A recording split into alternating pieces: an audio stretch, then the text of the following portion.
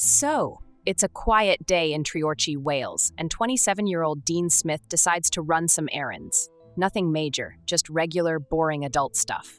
One of his stops is the local Barclays Bank, where he needs to update his address. Now, if you know Dean, you know subtlety isn't his strong suit. He's the type of guy who probably still answers password 123 when asked for a secure login. But hey, he's got charm, or so he likes to think. Dean strolls into the bank, greets the cashier, Catherine Stockton, and casually hands over all his personal details. Full name, current address, probably even a friendly little anecdote about his flat. It's routine stuff, until Dean notices something that makes his imagination do a backflip. The tills, full of cash. Stacks and stacks of it. You could almost hear the cartoon cha-ching sound effect in his head. He walks out of the bank, seemingly finishing his errand, but inside, something is brewing. Dean's inner criminal mastermind awakens, or at least what he thinks passes for one. He's going to rob the bank. Not next week, not tomorrow, right now. Dean heads home to prepare for the heist of a lifetime. And this is where it gets creative. Dean doesn't own a ski mask or gloves, but he's not about to let that stop him. He rummages through his flat and comes up with the perfect disguise: a pair of sunglasses and 2 socks. Now, to clarify, these socks aren't for his hands or face like you might expect.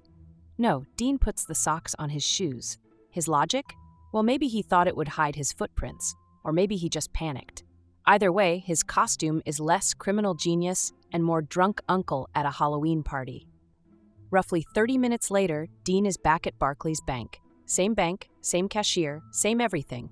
Except now he's rocking his killer disguise and carrying a bread knife.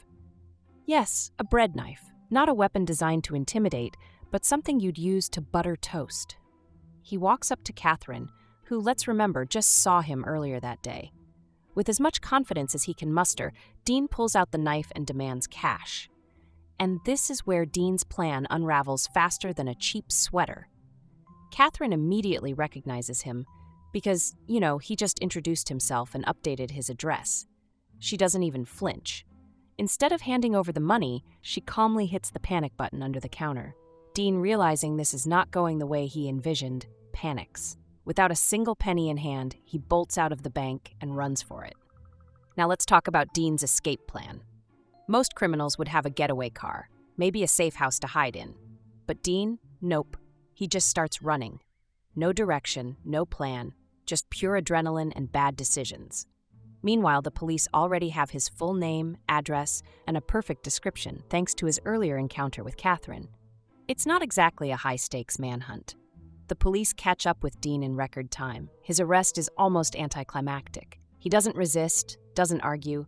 He knows he's been caught red-handed, or in this case, sock-footed. During his interrogation, Dean admits that the entire thing was stupid. And honestly, that's probably the understatement of the century. When Dean's case goes to trial, his defense team tries to argue that he was desperate and not thinking clearly. They paint him as a man driven by financial hardship, not malice. The judge, however, is less sympathetic. He calls Dean's actions reckless and amateurish, a polite way of saying, "What were you thinking?" Dean is sentenced to 2.5 years in prison, giving him plenty of time to reflect on his choices.